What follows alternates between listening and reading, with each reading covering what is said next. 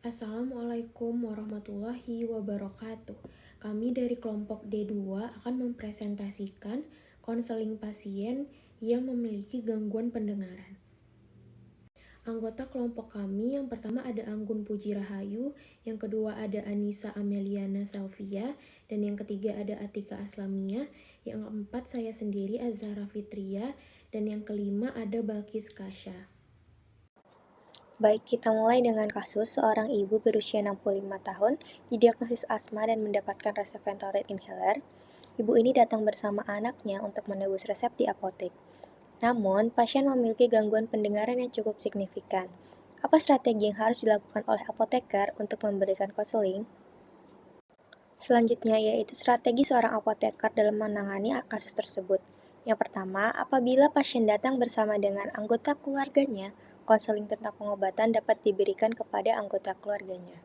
Yang kedua, apabila pasien datang sendirian, konseling tentang pengobatan dapat diberikan dengan media audiovisual berupa video, bergerak yang jelas dan mempermudah dalam memahami informasi yang diberikan. Yang ketiga, apabila pasien datang sendirian, namun masih dapat mendengar walaupun tidak maksimal, apoteker melakukan konseling wajib di ruang konseling agar tidak mengganggu kenyamanan pasien yang lain. Selanjutnya, komunikasi efektif dan demonstrasi langsung. Komunikasi efektif, apoteker harus berbicara secara perlahan dan jelas saat berinteraksi dengan pasien dan anaknya, menggunakan bahasa yang sederhana dan menghindari penggunaan kata-kata teknis yang sulit dipahami dapat membantu memastikan pemahaman yang optimal. Demonstrasi langsung, apoteker dapat menunjukkan secara langsung bagaimana menggunakan Ventolin inhaler, seperti menunjukkan cara memasang cartridge, mengatur dosis, dan cara menghirup obat dengan benar.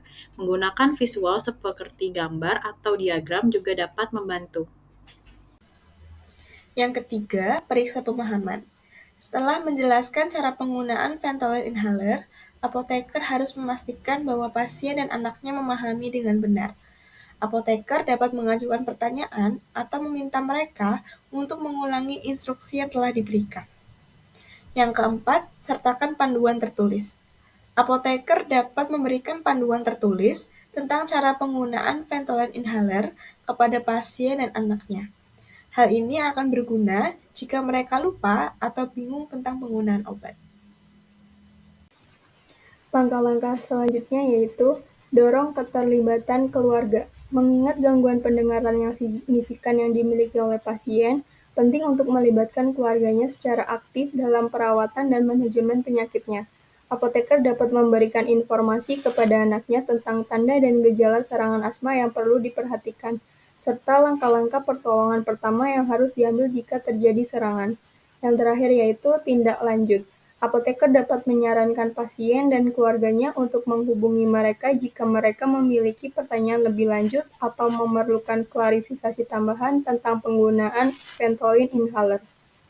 Kesimpulannya, dalam situasi di mana seorang ibu dengan gangguan pendengaran yang cukup signifikan meminta bantuan anaknya untuk memahami instruksi penggunaan obat Ventolin inhaler, seorang apoteker dapat mengambil beberapa langkah untuk memastikan pemahaman yang baik, seperti komunikasi efektif, demonstrasi langsung, pengecekan pemahaman, lalu penyediaan panduan tertulis, keterlibatan keluarga, dan tindak lanjut.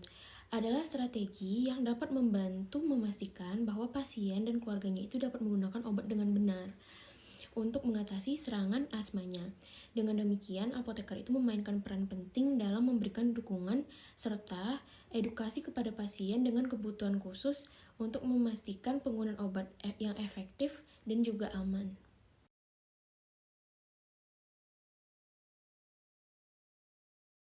Sekian dari kelompok kami. Jika ada salah kata, mohon maaf.